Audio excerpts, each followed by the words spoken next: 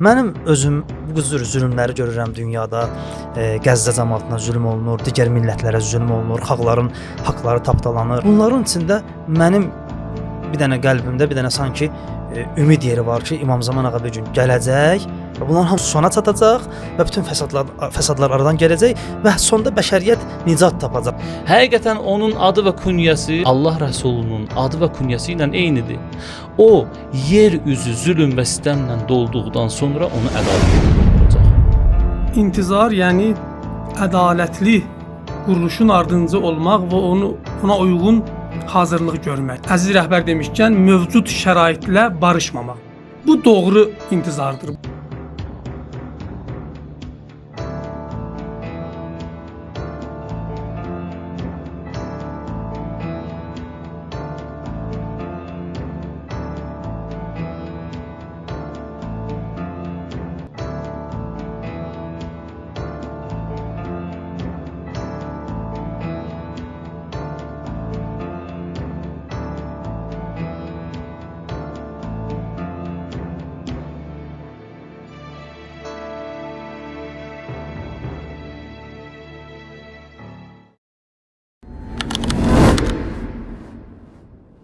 Bismillahirrahmanirrahim. Allahümme salli ala Muhammed və ali Muhammed və accil faracahum. Hər birini salamlayıram, dəyərli ruhanilər, ustadlar və əziz ləzzədə salamlayıram. İsbıcaq layihəsinin növbəti buraxılışında hər birinizi xoş gördük. İnşallah bu günləri istəyirik məhdəviyyət mövzularında danışaq, geniş müzakirə aparaq və həqiqətən də bu günləri cəmiyyətə, insanlara çox önəmli olan mövzulardandır. Məhdəviyyət mövzusu, xilaskar mövzusu. Bu günlər Seyidlərin günüdür də. Seyiddən başlayaq mövzumuza. Seyid giriş eləsin inşallah. Sonra biz də müzakirəni qızışdırarıq inşallah. Elə Seyid başlayın. Bismillah eləyin. Biz də Bismillahirrahmanirrahim. Allahümme salli ala Muhammedin və ali Muhammed. Biz də öz növbəmizdə siz qardaşları və sonradan bizi izləyəcək əziz izləyiciləri salamlayırıq və İmam Mehdinin Mövlud günü münasibəti ilə səmimi qəlbdən təbrik edirik və Şaban ayı ilə bağlı onlara müvəffəqiyyətlər, uğurlar diləyirik inşallah. Qaldı ki, mövzumuza doğrudan da olduqca dəyərli və önəmli mövzudur, xilaskar mövzusu. İmam Zamanın varlığı, dünyaya gəlib gəlməməsi, dünyaya gəlibsə yaşayıb yaşamaması və insanlarla rabitəsi və Quranla münasibəti, əlaqəsi nədir? Bu barədə biraz söhbət edək inşallah. İlk olaraq qaynaqlarımız mətin mərkəzlidir, yəni mətinlərə müraciət edəcək, amma ümumi şəkildə, təfərrüata varmadan. Deməli, İslam Peyğəmbərindən və eyni zamanda Əhl-i Beytdən buyruqlar var ki, İmam Zamanın varlığını təsdiq edir. Burada bir haşiyə çıxmaq istəyirəm. Ümumiyyətlə, İslam buyruqlarını, İslamda olan hər hansı bir sözü qəbul edib etməmə məsələsində biz niyə təkidlə Peyğəmbər və onun Əhl-i Beytinə işarə edirik? Çünki hər bir sahənin sözcüsü və səlahiyyətli şəxsləri olmalıdır. Digər kənar şəxslər də burada söz deyə bilərlər. Biz kimin sözlərini əsas götürməliyik? O insanların sözlərini əsas götürməliyik ki, dində səlahiyyətli dində səlahiyyəti olan şəxslər, söz sahibi olan şəxslər. Allah tərəfindən kim dində məsuliyyət daşıyır, kim ilahi höccətli yer üzündə? Bu Peyğəmbər və Peyğəmbərin sözlərinə əsasən İmam Əli və ondan sonra onun övladları olan 12 imamdır. Ona görə bizim sözlərimizin əsası dayanır Peyğəmbər və onun Əhl-i Beytinə. Bəli, şiələr açıq-aşkar etiqad edir ki, İmam Mehdi dünyaya gəlib, məşhur görüşə əsasən bu Hicrətin 255-ci ilində Şaban ayının 15-də dünyaya gəlib, atası İmam Həsən Əskəri əleyhissalamdır və İmam Həsən Əskəri əleyhissalam İmam Hüseyn əleyhissalamın nəslindəndir və Fatimə Zəhra salam olan övladıdır və Peyğəmbərin nəvələrindəndir və Peyğəmbərdən də yuxarı silsiləyə gedəndə İsmail Peyğəmbərin zürriyyəsindəndir. Bəli.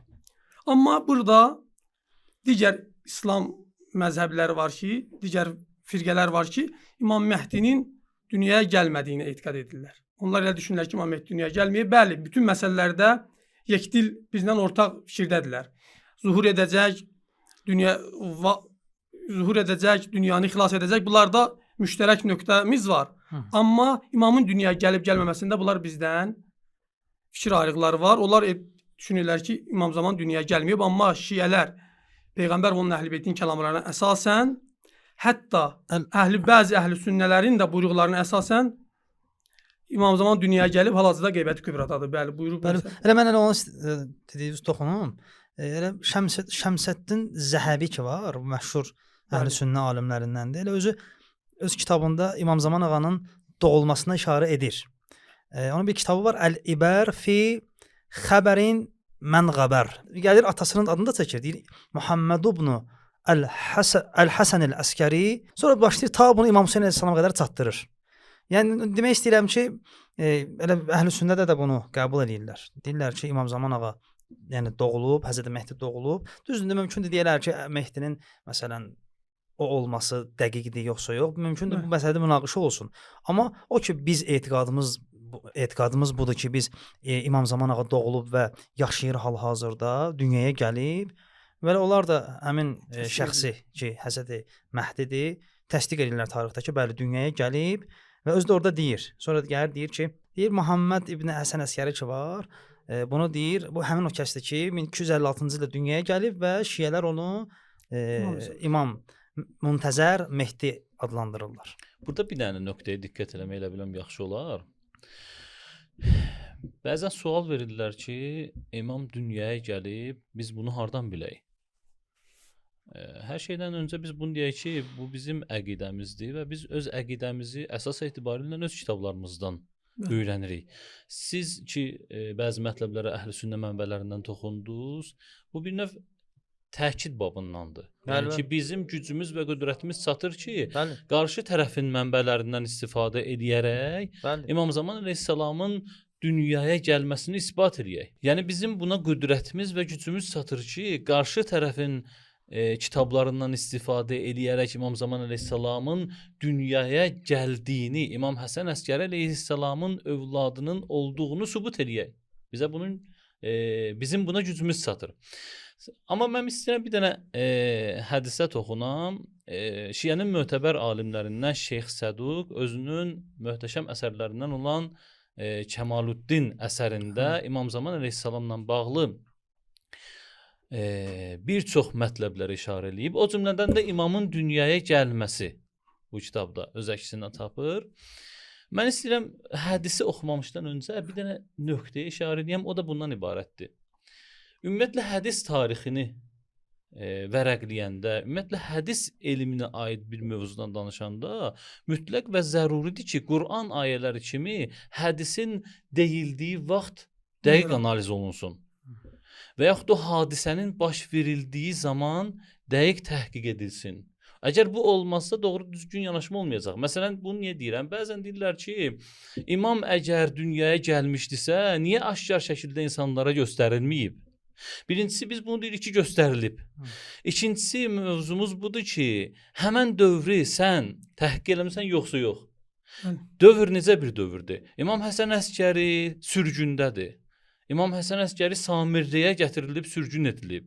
Ətraf Bəni Əbbas, yəni Əbbasilərin əskərləri ilə doludur. Ətraf Əbbasilərin cəsusları ilə doludur. Əbbasilər nəyin dalıncadır? Əbbasilər bunun dalıncadır ki, Həsən Əskəri əleyhissalamın övladı dünyaya gəlsə, onu öldürməliyik. Təhdid bu qədər şiddətlidir. Bugündən misal vursaq, yəni bugün məsələn Siyonist rejim belə düşünür ki, əgər 12-ci imam şiələrin 12-ci imamı zuhur edəsə biz onu öldürməliyik. Çünki bəzi nöqtələrə verilişinin axarında işarə edəcəyik, onların nəzərində şiənin 12-ci imamı Dəccaldır. Onunla mübarizə aparmaq lazımdır. Təsəvvür edin, belə bir dövrün başqa bir forması. İmam Həsən Əskəri əleyhissalamın zamanındadır. Abbasilər imamın ardıncadılar ki, görsələr öldürsünlər. Yəni Fironun Musa əleyhissalamın ardınca olduğu eyni ilə, məsələn, Həzrət Musa'nın dövründə Firon necə oğlan uşaqlarını öldürdü, hətta kişiləri xanımlardan ayırdılar və sair işlər görürdülər. Şiddətli bir dənə çətin dövrdə. Tarixdə bunun oxşarı var da. Bəli, tarixdə bunun bənzəri var. Bəli, Həzrət Musa'nın zamanında kimi. Belə bir zamanda İmam Həsən Əskəri nə iş görməlidir? Dünyaya gəldiyi övladını insanlara göstərməlidir. Yəni bu kişiyi cəm eləmək çox çətindir. Həm də gizlətməlidir. Həm gizlətməlisən, həm aşkar eləməlisən. Bura diqqət olunmalıdır. İmam Həsən Əskəri əleyhissalam ona görə övladını xüsusi şiələr göstərir. Bəli. Ya tək formada, ya əshab gəlir imamın yanına cəm formada, yenə də xüsusi insanlara göstərir. Niyə? Çünki gedib deməsinlər bu uşaq dünyaya gəlib və bu uşaq üçün təhlükə yaransın. Belə bir zamanda Əhməd ibn İshaq İmam Həsən Əskəri əleyhissalamın mötəbər səhabələrindən biri bir gün gəlir İmam Həsən Əskərinin evinə. Elə bu mövzu ilə bağlı. Əhməd ibn İshaq deyir ki, İmam Həsən Əskərinin yanına daxil oldum və o həzrətdən özündən sonraki imam haqqında soruşmaq istədim. Ona bir söz deməmişdən öncə imam buyurdu. İmam buyurdu ki, ey Əhməd, şübhəsiz Allah Taala Adəmi yaratdığı vaxtdan yer üzünü hüccətsiz qoymayıb. Və qiyamətə qədər də belə olacaq. Yəni hər zaman hüccət olacaq, Allahın hüccəti olacaq. Allahın hüccəti vasitəsilə yer əhli üzərindən bəla götürürlər. İmam buyurur. Onun varlığının bərəkəti ilə Allah yağışını yağdırar. Və yerdəki səmərələr imamın vasitəsilə üzə çıxar, aşkar olar. Əhməd ibn İshaq deyir ki, Yəbnə Rasulullah, ey Allah Rəsulunun övladı, sizdən sonra imam və canişin kimdir? O həzrət, İmam Həsən Əskəri əleyhissalam tələskən halda evdəki otaqların birinə keçir. Və qaydanda qucağında 3 yaşında bədirlənmiş aya bənzər bir uşaqla qayıdır. Buyurur ki, ey Əhməd, əgər Allah və onun hüccətləri yanında möhtərəm olmasaydın, bu oğlumu sənə göstərməzdim. Yəni sən möhtərəm şəxssən deyə bu uşağı sənə göstərirəm. Həqiqətən onun adı və künyəsi Allah Rəsulunun adı və künyəsi ilə eynidir. O, yer üzü zülm və sistəmlə dolduqdan sonra onu ədalətlə dolduracaq. Əhməd ibn İshaq dayanmır.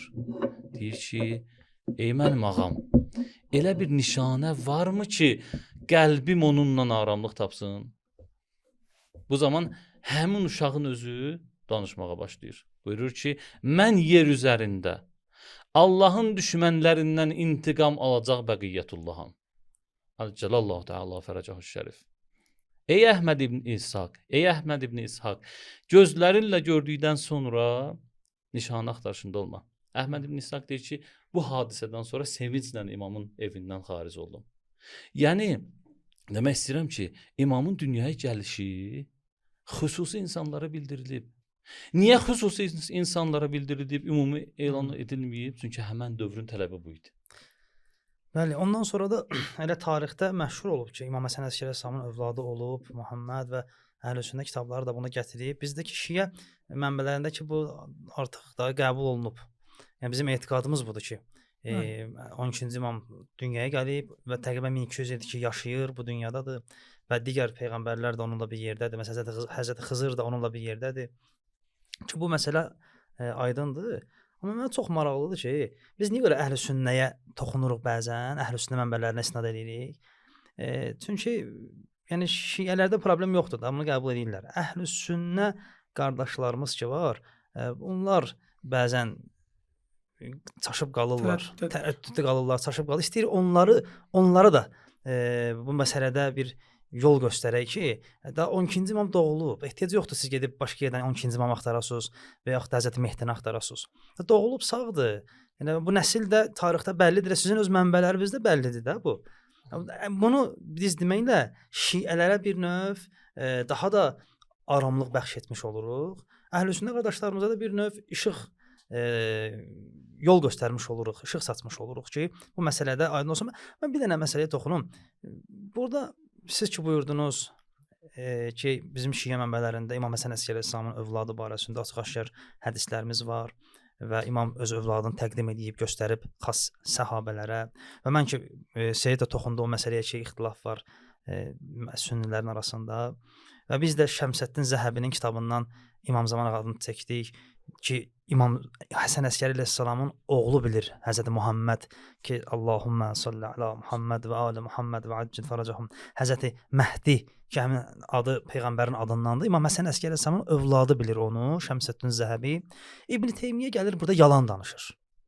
İbn Teymiyənin adətidir də. İbn Teymiyyə yalan danışır və həqiqətən də bir nəfər mühəqqiq gəlib İbn Teymiyənin bu yalanlarını oxuyanda çox əsəbləşir, çox qəzəblənir. Allah şahiddir, İbn Teymiyənin bu cür yalanlarını görəndə çox pis oluram, çox narahat oluram ki, axı sənə nə gərək var idi bu qədər yalan danışırsan kitablarında. İndi hal-hazırda bu qədər insanlar da düşüb sənin dalınca səni imam bilirlər. Elə bilirlər sən düzdürmüsən? Onlar da sənin dediyini təkrarlayırlar tarix boyu. Məsələn, hal-hazırdakı Vəhabilər deyirlər ki, imam doğulmayıb, yəni 12-ci imam yox, doğulmayıb, hələ doğulacaq, nə olacaq? Və yaxud da İmam Həsən Əskəri əleyhissalamın harda övladı olub, övladı olmayıb. Onlar İbn Teymiyənin yolunu gedirlər. İbn Teymiyənin kitabını istinad edirlər, deyirlər.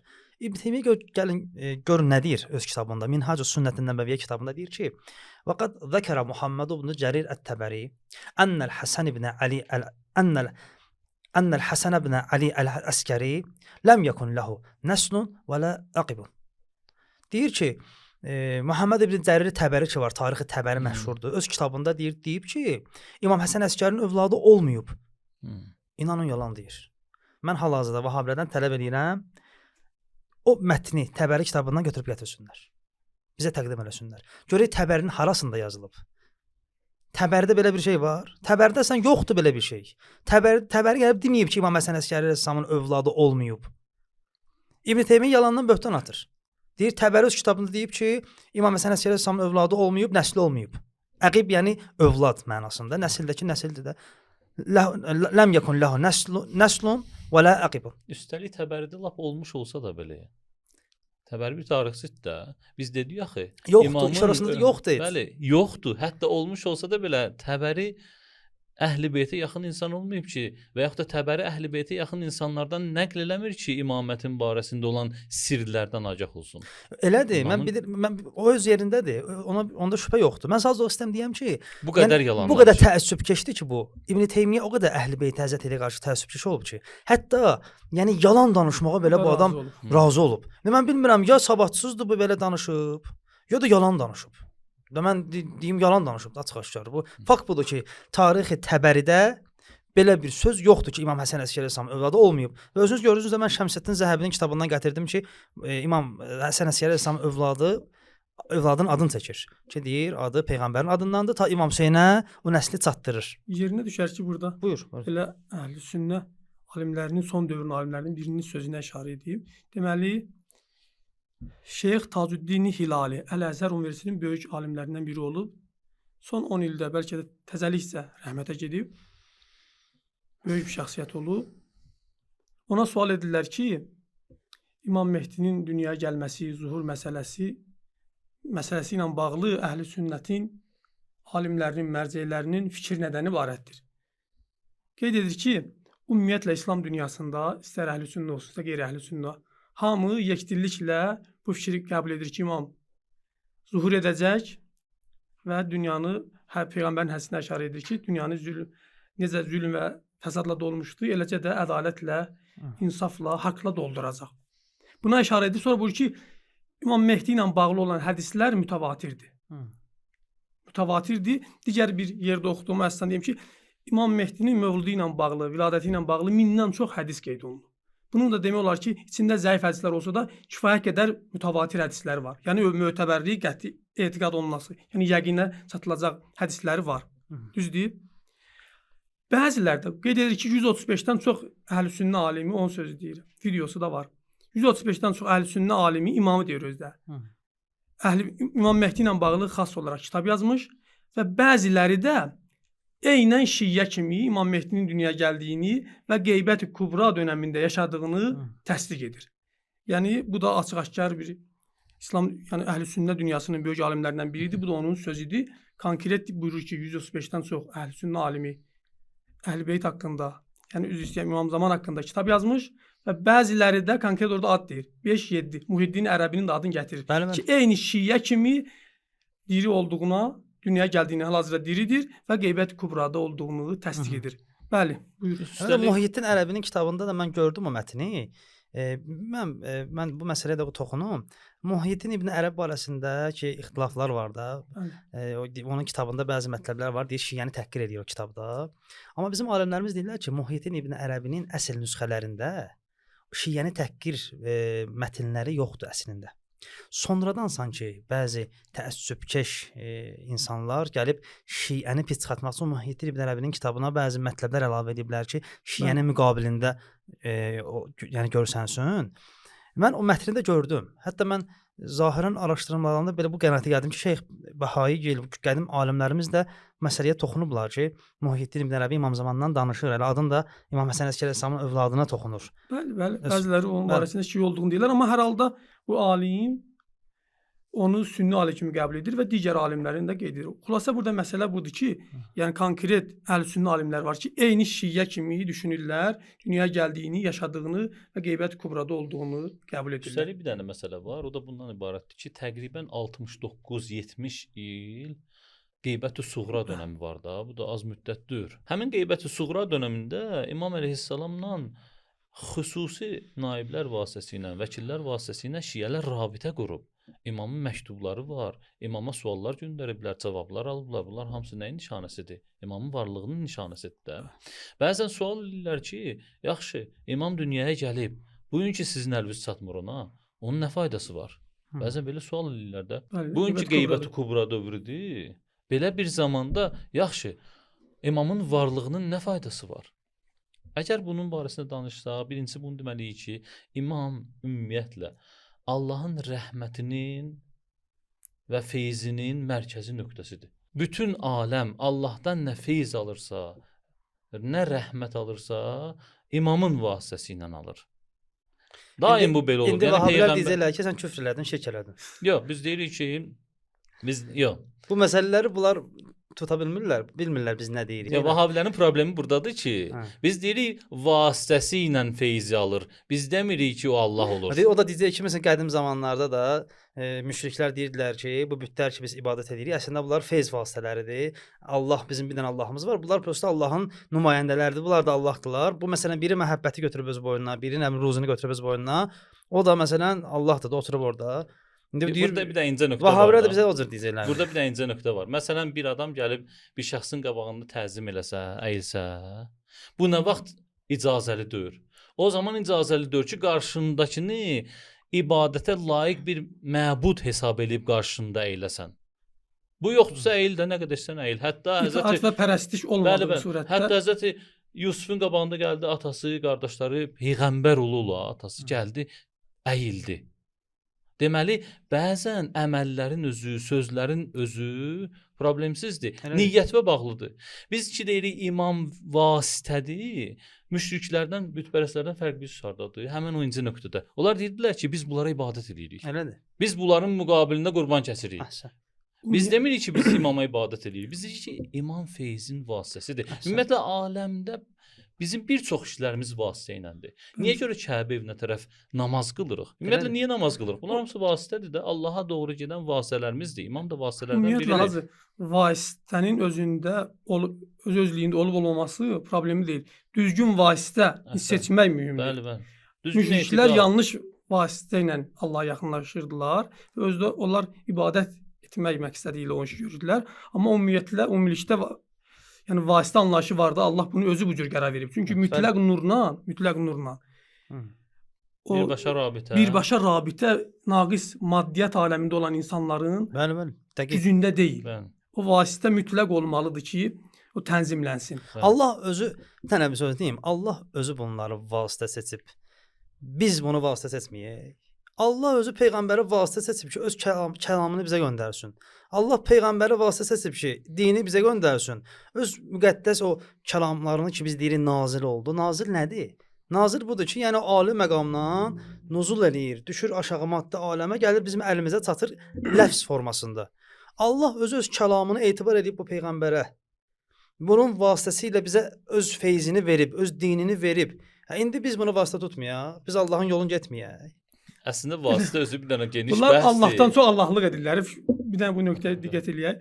Allah Adəmi yaradır, Adəm əleyhissalamı və məxluqata, şeytana da əmr edir ki, buna səcdə edin. Səcdə fəqət yalnız Allah olmalıdır da. Bəli. Allah isə əmr edir ki, mənim yaratdığıma Aferin. səcdə edin.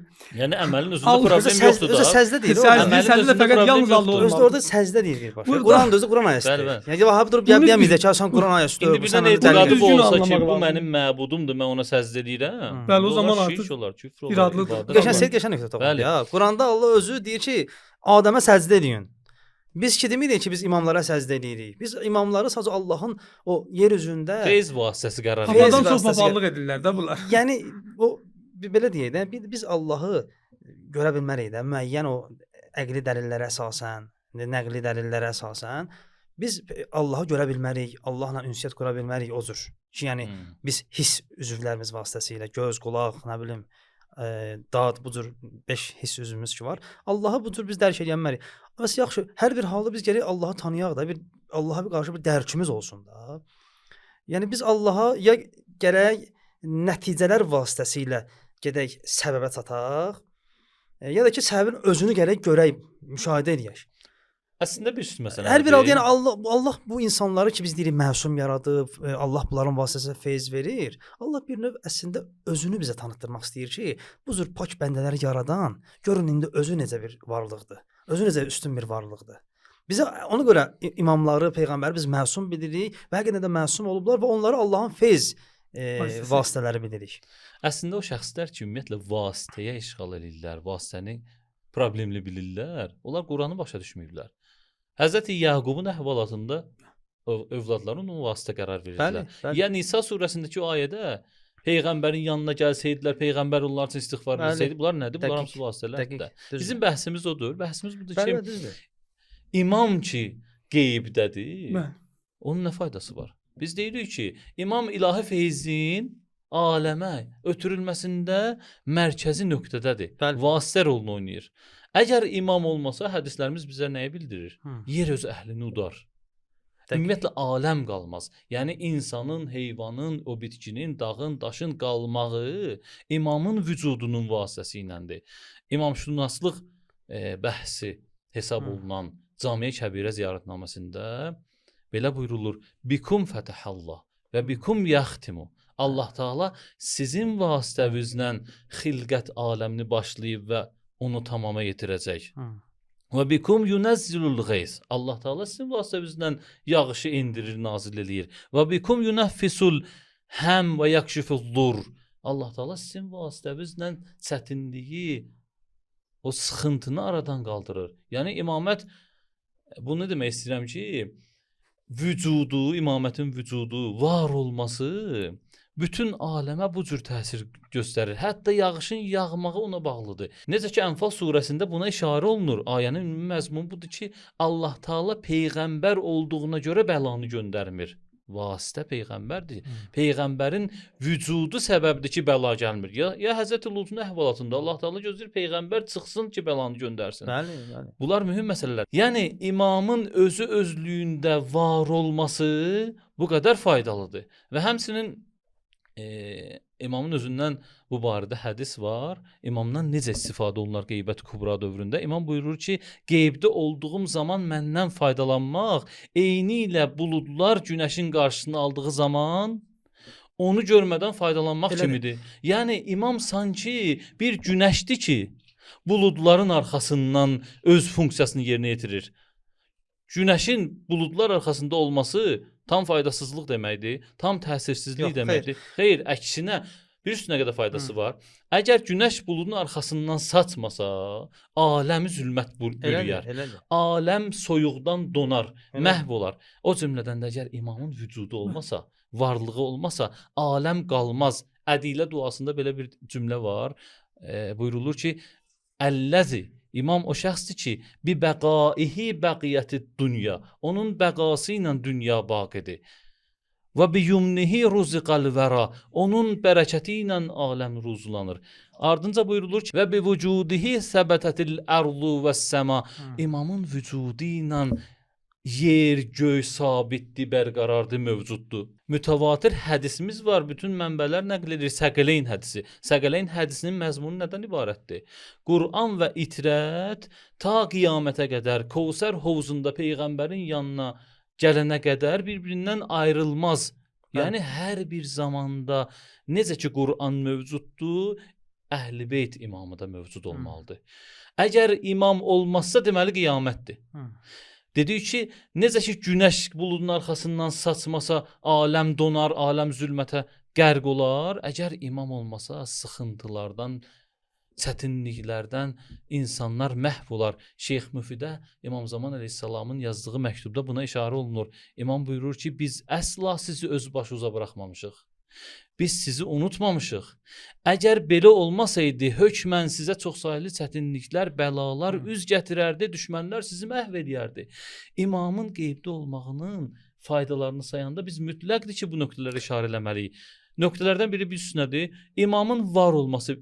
İnsan ki bilir ki, imam var, özünü islah eləyir, özünü düzəldir.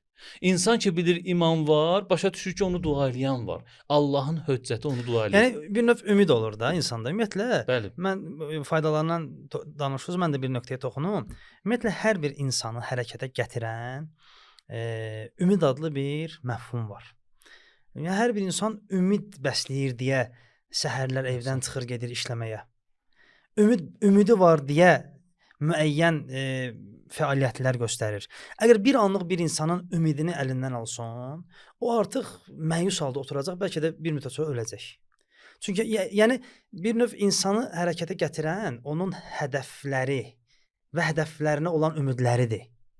Çünki insan hərəkətdə daim zehnində heç bir insan deyə bilməz ki, mən harasa gedirəm və heç bir hədəfim yoxdur. Hədəfi var. Boş puç dolmuş olsa bir hədəfi var. Məsələn, bir nəfər gedir məsələn oyun oynamağa, nə bilim, nəsə eləməyə, boş işlər görməyə. Bu boş iş onun hədəfidir. Yəni onu demək istəyirəm ki, hal-hazırda biz müşahidə edirik də bu həyatda yaşayırıq. Bu cür nə fəsad, zülmlər olan bir cəmiyyətdə yaşayırıq. Yəni bizim şəxsən mən özümü deyirəm. Mən də insanlardan biriyəm də. Şəxsən mən özümü deyirəm. Mənim özüm bu cür zülmləri görürəm dünyada.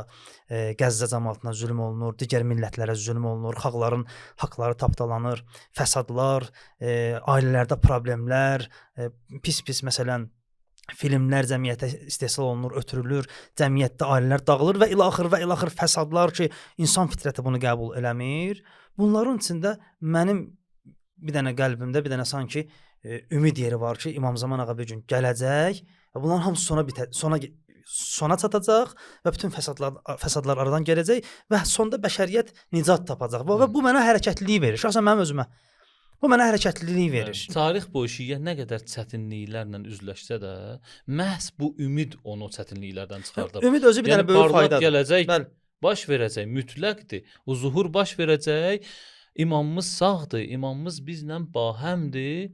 Hər an zuhur eləyə bilər. Bəli. Bunun özü stimul verir. Bəli. Sizin buyurduğunuz Yəni kimi. İmam Zamanın varlığını inkar etmək, qəbul etməmək, İslamın bu günə qədər, ümumiyyətlə bütün dinlərin bu günə qədər, o cümlədən də İslamın o çağırışları ki var, bəşəriyyətə ədalət prinsipləri, insaf prinsipləri, mərhəmət prinsipləri, bu belə nəticədə bir gün dünyada bu reallaşmalıdır ya yox.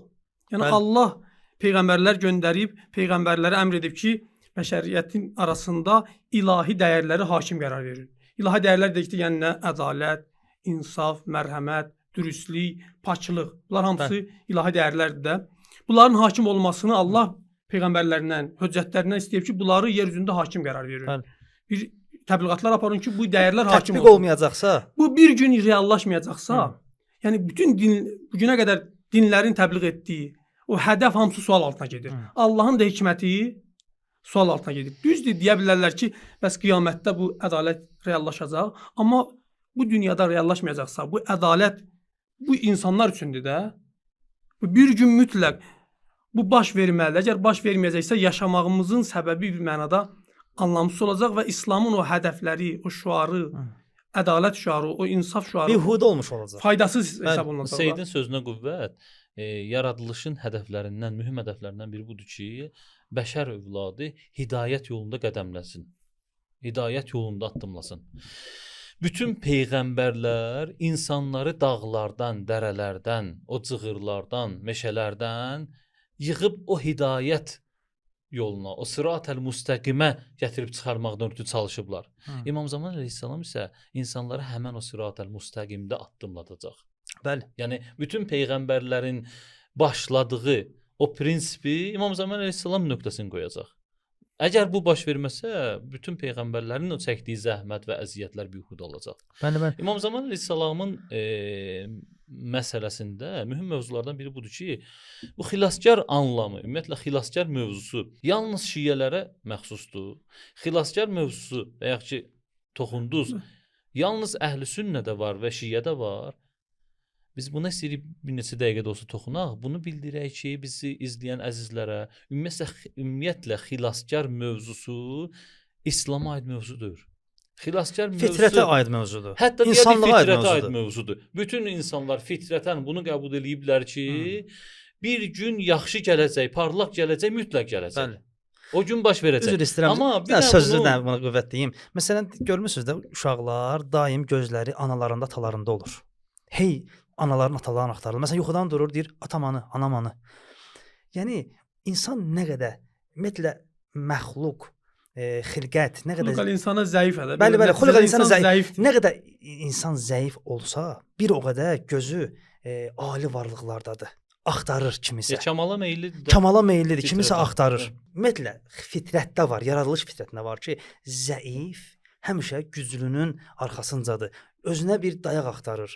Özünə bir arxa axtarır, kömək axtarır. O ali varlıqları axtarır. Ona görə insan fitrəti daim Allaha meyillidir. Daim peyğəmbər və imama meyillidir. Rəhbər, dini, ilahi rəhbərə meyillidir.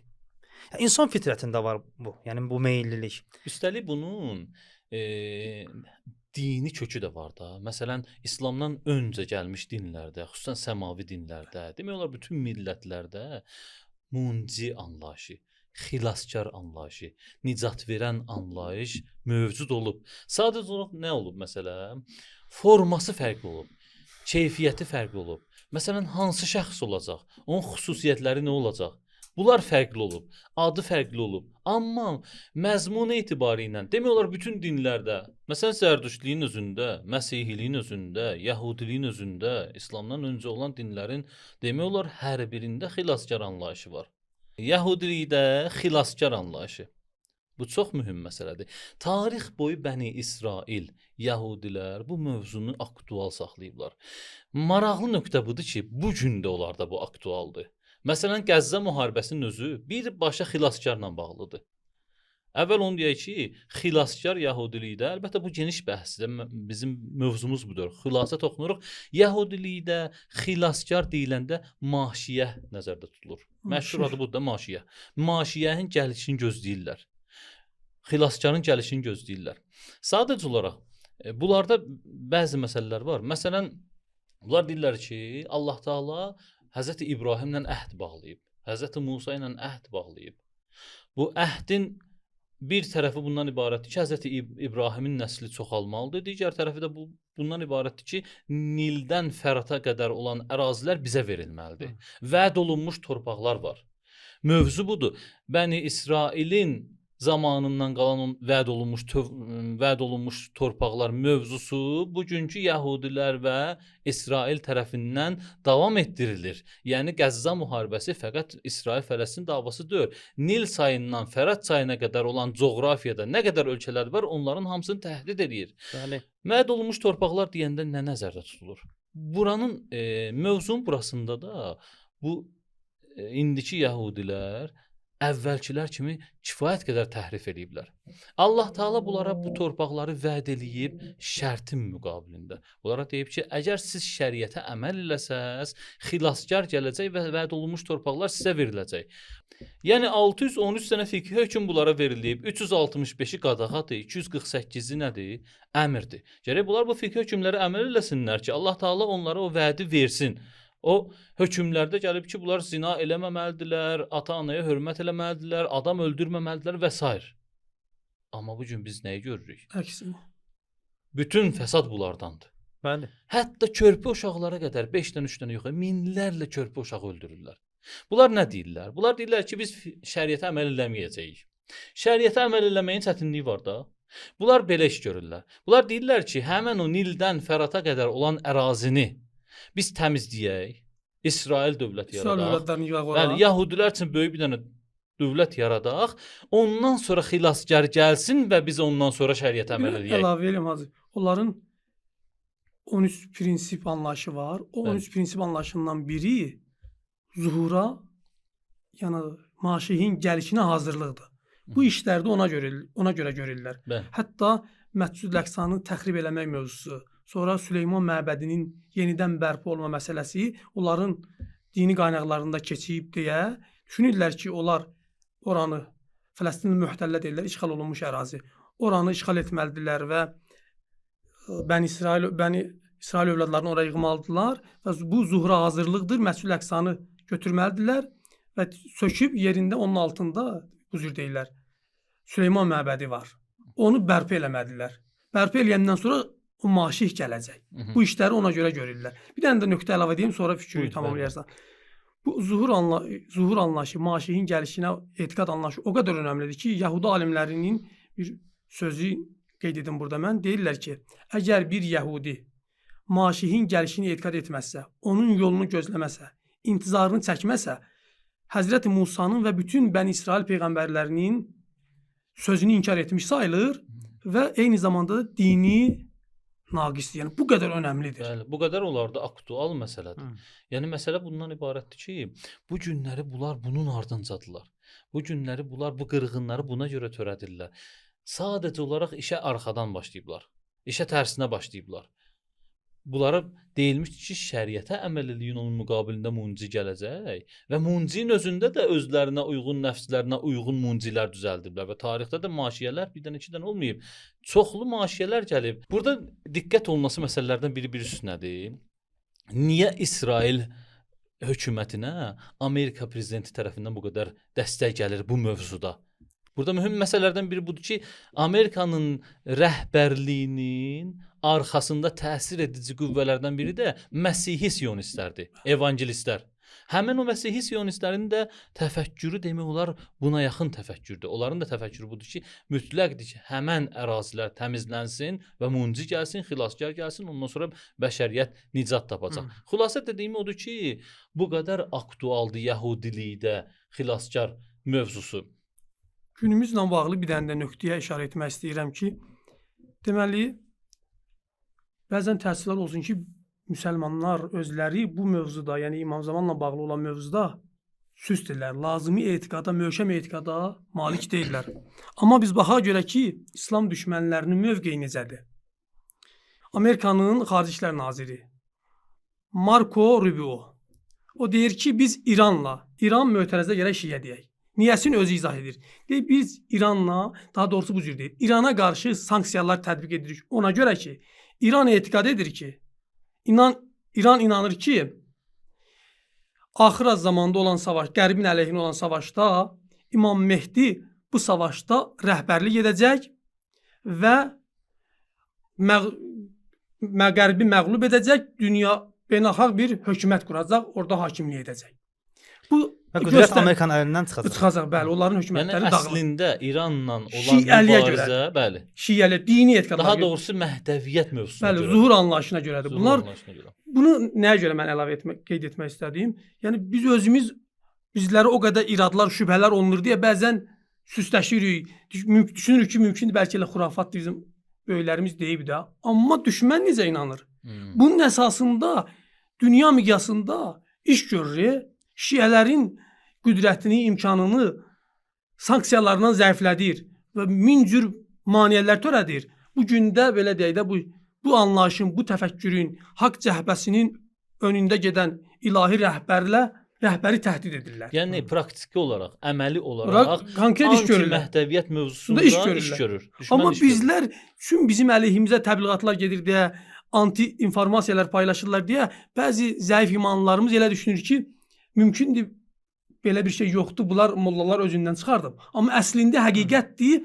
Sadəcə düşmənlər arxa planda elə gözəl şəkildə, yəni Planlı şəkildə. planlı şəkildə hiləgərcəsinə işlər görürlər deyə zəif imanlarımızı öz əqidəmizdən belə deyək də yavaş-yavaş uzaqlaşdırmağa çalışırlar. Yəni düşmən bu anlayışa, xilaskar anlayışına, İmam Mehdinin zuhuruna o qədər inanır ki, milyardlar xərcləyir. Sərmayə qoyur. Sərmayə yatırır burada. Milyardlar xərcləyir ki, zuhur anlayışına bağlı təfəkkür inkişaf eləməsin, dünyaya nüfuz etməsin.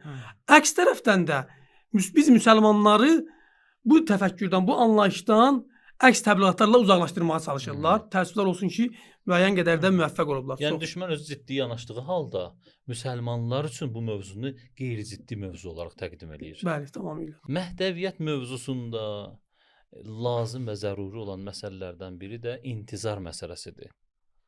Çox vaxt sual olunur. İntizar çəkməliyik. Yaxşı, imam qeybdədir, biz də intizarını çəkməliyik. Bəzi də özünə məsələn ləqəb götürür, məsələn muntəzir. Falan kəs muntəzir. Yəni nə? Muntəzir yəni nə? Muntəzir nə demək? Bizim başa düşdüyümüz budur ki, intizar yəni hərəkətlilik. İntizar yəni ümid. İntizar yəni mənalı həyat. Bir dənə misal vurmaq istəyirəm. Ümumiyyətlə iki cür həyat təsəvvür edə bilərik də.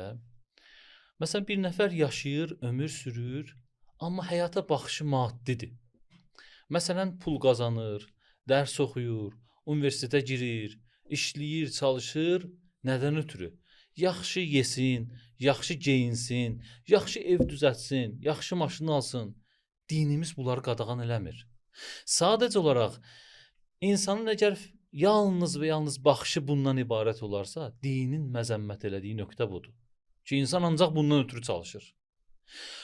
Bu həyatın nöqsanlı tərəfi bilirsiniz hardadır? Belə insan yaşlaşanda, qocalanda gəldiyi ömür yoluna bir dənə nəzər salır. Öz həyatına çevrilib baxır. Həsrət çəkir. Niyə? Çünki qocalanda artıq o ləzzətlərdən əsər əlamət yoxdur. O maddi şeylərin ki dalınca düşmüşdü, o yeməyi yeyə bilmir. O geyimi geyinə bilmir. O evin, o eşiyin, o bərin, o bəzəyin buna bir mənası yoxdur. Yəni ikinci növ həyat, o həyatdır ki, ali məqsədlər üçün yaşayır. Bu ola bilər maddi olsun, ola bilər mənəvi olsun. Məsələn, bir insan fəqət özünü düşünmür. Çalışır, vuruşur, pul qazanır. Nədən ötürü? Bir də məktəb tiksin. Xəstəxana tiksin, körpü salsın. Bu da pis deyil. Amma təsəvvür edin, bunun məqsədi mənəvi olarsa. Yəni məktəbi tikəndə də ilahi rızayəti fikirləşir. Xəstəxananı tikəndə də, körpünü salanda da və s. də özündən başqalarıdır. Amma həmçinin ilahi rızayət, Allahın razılığını düşünür, bu işi görür. Belə bir insan qocalıb, ömrünün son anlarıdır, bir dənə çevrilib arxaya baxır. Belə bir insan həsrət çəkmir, peşmançılıq keçirtmir. Demək istəyirəm ki, intizarla dolu həyatın mənası bundan ibarətdir ki, sənin həyatın mənalıdır. Çünki sən ki müntəzirsən, sən ki imam zamanı gözləyirsən, təbiidir ki, imam zamanın yolunda çalışırsan. Hacı, sən intizarın faydasına toxundun. İcazə versən mən də mənasına toxunum. Özün də buyurdun ki, hər bir insan həyatda, yəni ömrünün sonuna qədər ancaq özünü düşünüb, öz faydalarını düşünüb yaşasa, bu mənasız həyat olur. Gərək intizar olsun ki, həyata məna qatılsın. Yəni biz intizarı bir nəfər əgər soruşsa ki, bizdən ki, intizarın mənası nədir ümumiyyətlə? Çünki hər bir kəlmənin, hər bir sözün bir lüğətdə mənası var, bir də termin olaraq mənası var da. Bizim indi intizar lüğətdəki mənanı hamı bilir. Biz istəyirik bu günləri intizarın termin olaraq mənası nədir, onu aydınlaşdıraq. Məsələn, mənim zehnimdə belə bir təsəvvür var. İntizar, məsələn, adətən insanlar öz şəxsi hüquqlarına görə mübarizə aparırlar əksər vaxtı. Məsələn ki, bir nəfəri məsələn haqqına zülm olunub, yığır məsələn öz tayfasını gedir, başlayır mübarizə aparmağa ki, siz kimsiniz, mənim haqqımı əlimdən almısınız, mənim haqqımı geri qaytarın. Qaytarmasalar müharibə aparır, hətta lazım olsa adam da öldürür bəzən. Öz haqqına görə. Yəni öz barəsində ədaləti bərpa etməyə görə. Yəni hər bir insan şəxsi ədalət prinsipinə əməl eləyir, riayət eləyir. Amma intizarın mənasını mən belə təsəvvür edirəm ki, yəni hər bir insan həm şəxsi həyatındakı ədalət prinsipinin arxasında olmalıdır, həm də cəmiyyətdə deyəndə tək bir dənə ölkə nəzərdə tutulmur. Bütün dünyada, bu bizim yer kürəsi ki deyirik, dairəvi formadadır. Bütün yer kürəsində yaşayan bütün insanların haqqının bərpa olunması və bütün yer kürəsində ədalətin bərpa olunmasının dalınca olmaq da intizar. İntizar yəni bu. Yəni bir insan bəşəriyyətdə bütün yer kürəsində ədalətin arxasındadır. Hər kəsin haqqının bərpa olunmasının arxasındadır. Kimin haqqı nədirsə o verilsin. Mən necə yaşayıramsa o da yaşasın. Mən özüm üçün istədiklərimi başqası üçün də istəyim. Bu bir növ intizarın mənası düşünürəm, bir növ bu olur. Bir də bu cür məna eləmək olar. Birinci misal çəkim ki, mənim mənam daha aydın olsun. Bir insanın bədəninə yad ünsür, mikrob daxil olduqda insanda qızdırma baş verir, təbi qalxır, istiliyi qalxır. Artıq bədəndə olan müqavimət qüvvələri başlayır onunla mübarizə aparmağa. Mən düşünürəm ki, Allah bu aləmi elə yaradıb ki, elə bir dənə təkvin, biz elmi dildə desək, təkvini olaraq, elə bir dənə bu dünyada axar yaradıb ki, bu dünyada ədalət bərpa olmasa, bu aləm daim qızdırmalı yaşayacaq. Daim təbii yuxarı yaşayacaq. İntizar gəlir, imam gəlir, höccət gəlir, Allahın nümayəndəsi gəlir. O qızdırmaları salır aşağı insana, bəşəriyyətə bir növ aramlıq və sağlamlıq bəxş eləyir. Sabitliyi bəxş eləyir. Mən bir növ intizarı bu cür baxıram. Yəni cəmiyyət hal-hazırda qızdırma ilə yaşayır, təblə yaşayır, zülm, ədalətsizlik. İmam zaman gələcək, bir təbib olaraq bu cəmiyyətin təkvini, axarını qaytaracaq öz yerinə. O yad ünsürləri bu cəmiyyətdən çıxardacaq və cəmiyyətdə o təkvin ki var. Məsələn, insan bədəni bir təkvində yaradılıb da. İnsan bədəni 36 temperaturda məsələn normal yaşayır. O yad ünsürlər çıxanda bədən qayıdır 36 temperatura. Bu cəmiyyətdə də zalim hakimlər gedəndə, ədalətli hakimlər gələndə, ədalət bərpa olunanda cəmiyyətin təbii qayıdır yerinə. Onun üçün hədislərimizdə gəlib buna işarə olunub ki, yer üzündə bir nəfər kasıb tapılmayacaq. Yəni yer üzündə o qədər nemət olacaq ki, hətta paylanacaq, biraz da artıq qalacaq. Hətta deyirlər ki, imam müraciət edəcək ki, kiməsə çatmadısa, yenə də var. Yenə də bölüşdürək. İntizarın mənası ilə bağlı qısa həm də hədislərlə uyğunlaşdıraq. Sizin dediyiniz bu cür desək daha uyğun olar bəlkə də. İntizar, yəni ədalətli quruluşun ardınca olmaq və ona uyğun hazırlıq görmək. İntizar lüğəvi leksik olaraq, istər terminoloji olaraq təqribən eyni mənanı verir. Gözləmək və yaxud gələcəyə ümid, digər mənalarda var, ona toxunmaq istəmirəm. Amma bu mənadan iki cür çıxarış var. Biri, Hacı işarə etdiyi hərəkətlilik, aktivlik, gələcəyə doğru inamla addımlamaq, əziz rəhbər demişkən, mövcud şəraitlə barışmamaq. Yəni bir nəfər qonaq çağırırsa, bir nəfərin yolunu gözləyirsə, ona uyğun hər tədarüklər görməlidir. Yəni hal-hazırdakı şəraitindən razı deyil, yeni bir gözlədiyi şəxs var, ona uyğun lazımi şəraiti görməlidir ki, onu lazımi səviyyədə qarşılasın.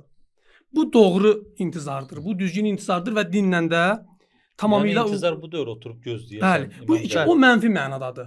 O mənfi mənadadır ki, məzəmmət olunur. Fəaliyyət. Və hədislər də buna işarə edir. Hədislərə toxunum. Əfsalul əmali ümməti intizarul fərəd. Bu Peyğəmbərin buyruğudur. Ümmətimin ən üstün əməli fərəcin intizarını çəkməkdir. Bu nəyə görədir? Bu ona görədir ki, yəni, qurtuluşun intizarını çəkməkdir. Qurtuluşun intizarını çəkməkdir. Yəni intizar çəkən insan ilahi dəyərlərin, bu ona görə dəyərli, ilahi dəyərlərin, ali dəyərlərin, insani dəyərlərin yer üzündə hakim olmasını arzulamaqdır. Bəli. O istiqamətdə enerjisini, imkanını sərf eləməkdir, çalışmaqdır, təlaş göstərməkdir. Bu bəyəniləndir.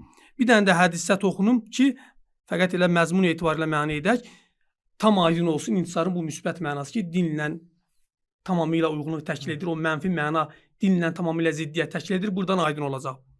İmam Sadiq əleyhissalam buyurur ki, sizlərin hər biriniz qaimin xurucu üçün, zuhuru üçün mütləq bir iş görün. Vələ bis-səhm. Hətta bir ox hazırlamaq olsa da belə, qaimin zuhuru üçün, qaimin xurucu üçün özünüzdə bir hazırlıq görün. Əgər bu işi görsəz, Allah bunu sizdə görsə, mümkündür ki, sizin ömrünüzü uzadar və siz imamı dərk edərsiniz, qaimi dərk edərsiniz və onun dostlarından köməkçilərindən olasınız. Bu intizarın bu mənası dinlə də tamamilə belə deyək də uyğunluq təşkil edir, amma o bir məna ki, gözləmək, fəqət mən heç bir iş görməyim, İmam Zaman gəlib hər şeyi həll edəcək. Bu əslən bütün İslamın ümumi mahiyyəti ilə, dinin ümumi prinsipləri ilə ziddiyyət təşkil edir. Din zülmlə barışmamazlıqdır, din zalimin müqabilində əyilməməklikdir, haqqı tələb etməklikdir və İslamın hökmlərini olduğun camiyyədə icra eləmək üçün səy göstərməkdən ibarətdir. Nəhy-əz münkər, əmr bil məruf buna xidmət edir də. Bəli. Bütün bunların hamısını sən qeyri-aktiv edirsən, deyirsən ki, İmam Zaman gələcək, hər şey o düzəldəcək. Bu pasiv intizardır. Sanki İşarə dəyər də yoxdur axı. Sanki buna işarə etmək istəyirəm. Bəziləri deyirlər, məsələn Şiə məzhəbinin daxilində bəzi insanlar var. Onlar deyirlər ki, intizar budur ki, sən gərək sakit qalasan, zülm artsın, yer üzünü bürüsün. Yer üzünü zülm bürüsün da İmam Zaman da Allah görsün ki, da çarə yoxdur, İmam Zamanı göndərsin. Mən məcazi mənada deyirəm, çarə yoxdur. Allah İmam Zamanı göndərsin. Bəziləri bu cür düşünürlər. Amma halbuki hədislərdə də bəli var. Var ki, yer üzünü zülm bürüyər, zülm çoxalar və İmam Zaman gələr, Əcəllah Hafəzəh Şərif yer üzünü ədalətlə doldurar, zülmün qarşısını kəsər. Var bu hədislər. Amma zülmün artması iki cürdür, iki cür təsəvvür olunur. Biri budur ki, mən susum, zülm olunsun. Əksinə, mümkündür mən susduqca daha zülm eləyərlər, daha məni sıradan çıxardarlar. Artıq zülm etmək üçün bir şərait qalmaz ortada. Bir zülmün də artmağı budur ki, zülm eləsinlər, mən də müqavimət göstərim. Mən müqavimət göstərdikcə onlar zülmlərini artırsınlar. Mən durduqca, duruş gətirdikcə onlar zülmlərini artırsınlar da artıq İmam Zaman ağa üçün də zəminə yaransın, münasib şərait yaransın ki, zuhur etməyə, çünki müqavimət göstərən dəstə var da. Və İmam Zaman da gəlsin, o dirənişi, o müqaviməti həmin dəstə ilə ki, müqavimət göstərirdi, onlarla bir yerdə irəli aparsın və qələbəyə çatdırsın və zatən İmam Zaman ağanın qeybə çəkilmək səbəbləri də elə bunda idi. Çünki imama kömək edənlər yox idi. İmamın qətlə yetirilməsi ehtimalı var idi. Və ümmət hazır deyildi imama kömək eləməyə. Buna görə imam qeybə çəkilib. İndi sən durub deyəsən ki, axır zamanda da ümmət otursun evində, qoy zülm artsın, imam da gəlsin. Elə imam elə ona görə qeybə çəkilib ki, sən meydanda olmamısan, sən müqavimət göstərməmisən, sən zalimin müqabilində durmamısan. Buna görə də imam qeybə çəkilib ki, sən hazır olasan, vəzifələri biləsən, öyrənəsən ki, vəzifələri biləndə də imam gəlsin. Zülmün müqabilində durmaqla bağlı bir dənə məsələyə işarə edeyim. Əslən, İslam məntiqi ilə uyğun gəlmir ki, onlar deyir ki, biz gözləməliyik, yer üzündə zülm ərşə çıxmalıdır ki, İmam Zaman zuhur eləsin. Quranda ayə gəlir ki, əzab olunur, Allah mələklərinə deyir ki, bəs bunlara 2 qat əzab verin. Bunlar baxır görürlər ki, biz zülmə məruz qalan insanlarıq. Bizə zülm olunub. Bizə niyə 2 qat zülm əzab verilir? Orada deyilir ki, siz ona görə ki, susdunuz, zülmə sakit qaldınız, bununla razılaşdınız. Yəni bu İslamın məntiqidir, zülmlə razılaşmaq minimum həddə olsa da sən barışmamalısan zülmlə. Bəli. Bu sənin insan olaraq, müsəlman olaraq, hər kim olaraq olsun, sənin ixtiyarın yoxdur zülmlə barışasan. Bəli, imkanın çatmır, şərait icazə vermirsən, lazım səviyyədə onunla mübarizə aparırsan, bu ayrı mövzudur. Amma heç bir vəcz ilə zülmlə barışmağa İslam icazə vermir. Bizim əhkamımız təkcə dəstəmaz qüsulu əhatə eləmir. Bizim əhkamımız elə bu məsələləri də əhatə eləyir. Burada da sözü var əhkamın. Əhkam gəlir vəzifə təyin edir. Yəni sözümün canı budur ki, Quran prinsipi, təvhid prinsipi bundan ibarət ki, nə zülm et, nə də zülmə boyun əy. Bu İslamın prinsipidir. Bu prinsipdən uzaq düşən istənilən təfəkkür, istənilən düşüncə, istər şii olsun, istər sünni olsun, fərq eləmir. Bu Quran məntiqindən uzaq təfəkkürdür. Xülasə desək, intizar yəni bundan ibarətdir ki, bu gün sizi incidən, sizi narahat edən mövcud vəziyyət daimi deyil, əbədi deyil. Bəli. Bir gün sona yetəcək. Bəli. Bir gün bu zülmlər bitəcək. Bu insana nə verir? Ümid verir. Ümid hərəkət üçün qeyd elədiyimiz kimi mühüm amildir. Bir dənə gəmi təsəvvür eləyə düşüb tufana. Bunun içərisində olanlar təsəvvür edirlər ki, sahil yoxdur. Bunlar nə deyəcəklər? Deyəcək ki, vəssalam. Biz heç bir hərəkət eləməyəcəyi faydasızdır. Amma düşünsələr ki, sahil var. Ola bilər biraz uzaqdadır. Amma bunlarda bu ümid sahilə çıxış sahilə çatmaq ümidi bunlarda səbəb olacaq ki, bunlar hərəkətə gəlsinlər. İntizar həmən ümidi verir deyə Çox gözəl. müntəzir hərəkətdədir. Bəli. Ki sahilə çıxacaq. Şiə tarix boyu nə qədər çətinliklə üzləşib, nə qədər sıxıntı ilə üzləşib, günü bu gündə də, amma onu hərəkətdə saxlayan əsas amil həmən bu ümiddir ki, bir gün sahilə çıxacağıq. Bəli. Bu davamlıdır. Bir dənə nöqtəyə toxunmaq istəyirəm, o da bundan ibarətdir ki, intizar çəkən cəmiyyətin də xüsusiyyətləri var. Məhdəvi cəmiyyətində xüsusiyyətləri var. Bu da mühümdür. O da bundan ibarətdir ki, o cəmiyyət mütləqdir ki, düşmənşünas olmalıdır. Düşməni tanımalıdır. Yəni bir cəmiyyət həm İmam Zamanın intizarında olsun, həm də İmam Zamanın düşmənlərinə məhəbbət bəsləsin. Bu yanlış intizardır. Bəli. İmam Zamanın intizarında olan cəmiyyət İmam Zamanın düşmənlərindən bəraət eləməlidir. Təsəvvür edin, dövrün zalımları var, açıq-aşkarda zülm eləyirlər. Bəzən görürsən ki, hətta özünü müntəzir bilənlər onlara qarşı nifrət bəsləmirlər. Bəli. Məzlumları himayə eləyənlərə nifrət bəsləyirlər. Burası çox bərbaddır. Təsəvvür edin, qayıtmışıq Muaviyyə dönəminə. Muaviyyəni üstün bilirlər Həzrət Əli kimi bir şəxsiyyətdən. Bu dönəm o dönəmdən də betərdir. Bilirsiniz niyə? Çünki Muaviyyə zahirdə özünü düzəltmişdi. Bir dindar kimi aparırdı, cəmiyyəti allada bilirdi. Amma bu günün Netanyahuları, Trumpları açıq-aşkarda uşaq qatilləri olmaqlarına rəğmən özlərini müsəlman adlandıranlar onları qınamırlar. O məzlumları müdafiə edənləri, o pak insanları qınayırlar. Onları özlərinə düşmən bilirlər. Niyə? Çünki intizar çəkən cəmiyyətin düşmənşünaslıqda boşluğu var. Yəni intizar budur ki, mən imamı gözləyirəm, imam gələcək bugünkü bu mövzularda geriliyim. Yox, əgər geriləsəm, Kərbalada çox insan var idi. Hətta namaz qılırdılar, İmam Hüseynə qoşulmadılar. Niyə? Nə düşmənşünas idilər, nə zamanşünas idilər, nə doğru düzgün vəzifələrini təyin edə bildilər. Ona görə məhdəvi cəmiyyətin, intizar çəkən cəmiyyətin labud və zəruri olan öhdəliklərindən biri də bundan ibarətdir ki, həm düşmənşünas olsun, həm zamanşünas olsun, həm vəzifəsini tanıyanlardan olsun. Zuhur üçün, İmam Zamanın zuhuruna hazırlıq üçün işlərin önəm və əhəmiyyətini çatdıracaq İmam Sadiq əleyhissalamın bir hədisdir. Olduqca möhtəşəm bir hədisdir. Həzrət buyurur ki, İmam Zaman yolunda, İmam Zaman üçün bir dirhəm xərcləmək 2 milyon dirhəmdən dəyərli və qiymətlidir. Yəni 1 manat 2 milyon manatdan üstündür. Əzizlər, ümumiyyətlə bizlər özümüz də buna xüsusi diqqət yetirməli.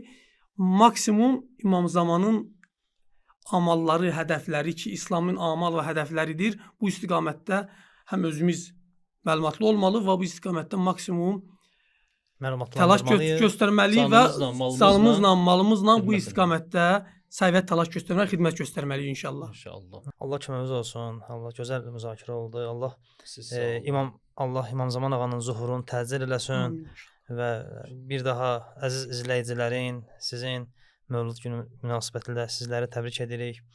Bayramınız mübarək olsun. Bu həqiqətən də bayramdır bizlər üçün. Əziz izləyicilər, bununla da bizim verilişimiz yekunlaşdı və ümid edirik ki, faydalı oldu, faydalı müzakirələr oldu və siz də fayda apardınız və bir daha bayramınızı təbrik edirik və Allaha tapşırırıq.